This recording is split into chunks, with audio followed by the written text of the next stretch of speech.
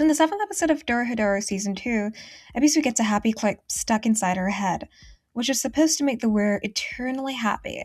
From the comments I see from anime onlys and even manga readers, they seem to think that she's gone back to the amnesia troublemaker state she went into after Kaiman ripped her face off back in episode 1. The explanation as to what actually happened to her will include manga spoilers up to chapter 127, but anime onlys can come back to this video once the anime reaches there. I will debunk two notions. One, that she has amnesia, and two, that her personality is warped. Ebisu did not lose her memories.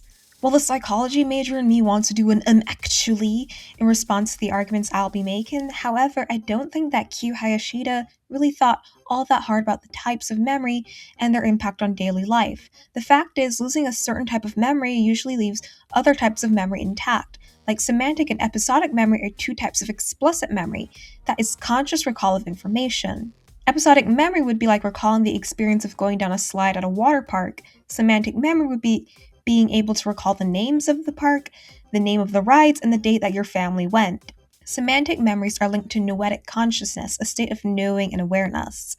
Ebisu, after her attack from Kaiman, has both of these. She has no recollection of being mutilated by Kaiman, nor her life before the attack, but is able to form new memories. She has a speech impediment resulting from the semantic memory impairment. Her implicit memory is also fucked up because she initially cannot do basic tasks on her own. The girl is like the worst dementia patient. Her semantic memory has not been impaired after she recovers from being unalived. Sorry, no, that word is cringe.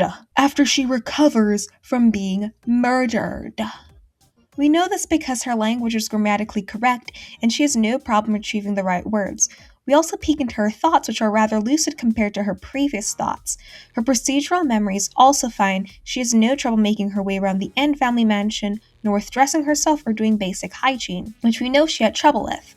She also remembers the feelings and relationships she has with the others, specifically her closeness to Fujita. She remains by his side for 2 days after he loses consciousness over the trauma from En's death. That does not mean that her episodic memory, what people really mean when they say memory loss, is unimpaired. Once again, I don't think Hayashida thought about it that hard, so if her semantic and implicit memory is intact, then her episodic memory should realistically be intact too. I'll make a better argument than that. Now, there are a lot of things that she knows that realistically could have been learned after her death. However, one event shows that she has memories before her death. This moment comes in chapter 127. Turkey makes an Ebisu doll in order to return En's devil tumor so he can be resurrected. When the disheveled doll arrives, she yells out doppelganger, like the first time she met that copy of her.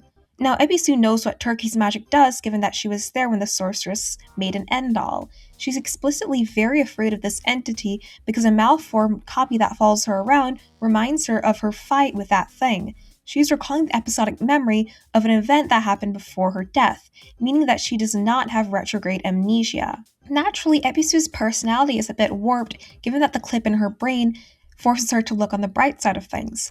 Still, her current personality is more similar to her original personality than the one she developed after her face was ripped off by Kaiman. We can see this in the small details of how she reacts to situations. I'll refer to the different Ebisus as pre- and post-Ebisu. So pre-Ebisu was kind of overtly sexualish, like her clothes were definitely not appropriate for a girl her age, and she wore clothes with her nipples poking out, and she would even flash her top. She had no trouble being an exhibitionist. After she gets her memories back, she's ashamed over that kind of behavior, and post-Ebisu is also embarrassed by public nudity, and is far more modest than pre-Ebisu. There was also that little gag of her eating what she's not supposed to, like the meat pie on the street. This gag disappears with post-Ebisu. Also back to the speech stuff, Ebisu characterizes herself in chapter 57 as a silent sorceress who rarely speaks, and so too for post-Ebisu, whose lack of talking is replaced with laughter. Post-Ebisu's thoughts are very lucid and appropriate to the situation.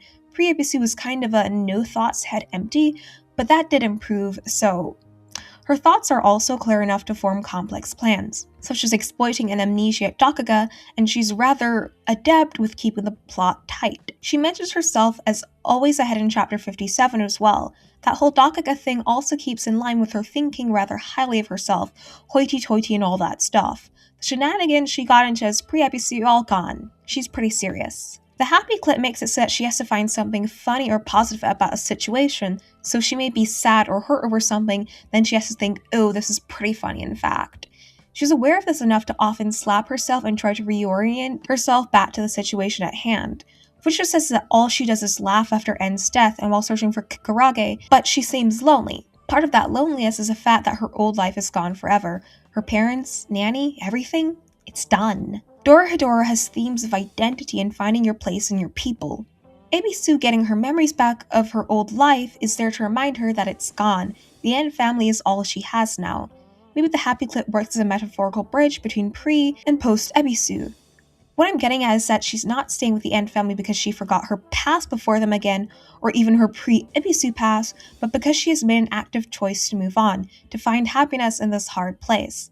So I hope that the arguments presented in this video are convincing to y'all, because what people have said about Ebisu has annoyed me for years. It's not as simple as she gets her old self back for 1 second and then becomes quote-unquote regarded again. Okay, I could go deeper with the themes and shit, but that's not really the point of this video. Yeah, bye-bye.